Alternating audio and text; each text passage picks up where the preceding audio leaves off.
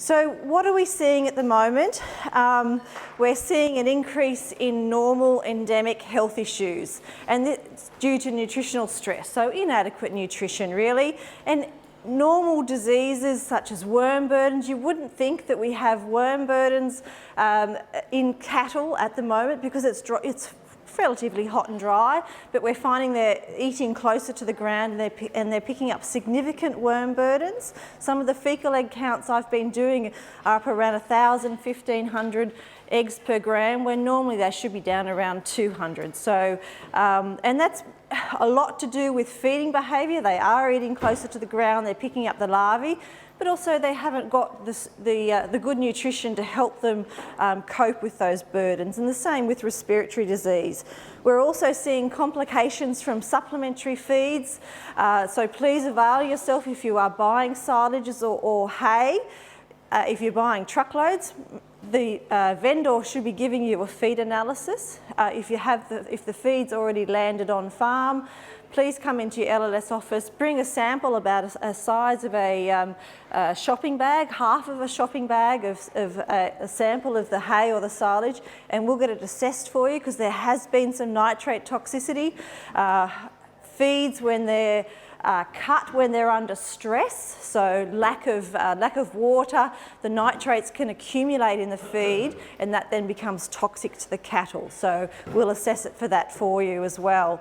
Moldy feeds has been a bit of an issue as well, and toxic plant consumption. So make sure you have a walk around your paddock to see that something hasn't germinated, like green cestrum or oleander or whatever it may be.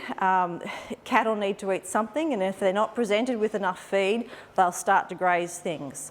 But generally, one of the big things we're seeing is just stock are unable to meet their basal metabolic requirements with the available feed. Often the common feature is paddock in the grass in the paddock is really low. It's like this, and it's inadequate to meet the needs of the cattle, or we're just not feeding enough. And I know that I think Paul's mentioned that $5 a head a day is a lot, but that's the reality of it. Unfortunately, feed is expensive, and we do have that coastal, what did you call it the other day, Ian, the coastal levy in terms of getting feed here. Feed's more expensive for our herds as well.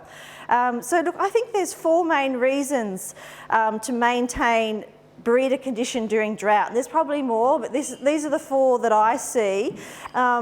We really do need to maintain our breeders in that condition score 2.5, fat score 2.5 to 3. And if they fall, essentially they don't cycle and they won't go into calf. And so then you've affected your next year's income potential. So that's the first reason to maintain the condition of your cows. The second reason is that poor cows are more prone to pests and diseases.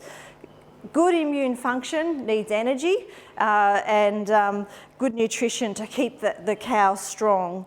The third reason is that the fetus in the cow, if she's got poor nutrition, some of those crucial things such as muscle bundles that are laid down aren't laid down as well as they should be, and so that resulting calf mightn't reach its full potential, its full genetic potential in terms of muscling that you've produced later in life. So, I think I'm a big believer in sell early, do your budgets, only keep what you can afford or want to feed, and do that in 6 to 8 weeks, 8 to 12 week blocks. So do your budget on what you want to keep, work out how many hundreds or thousands of dollars that's going to cost for the next 8 weeks, and commit to it and feed, then do your budgets again.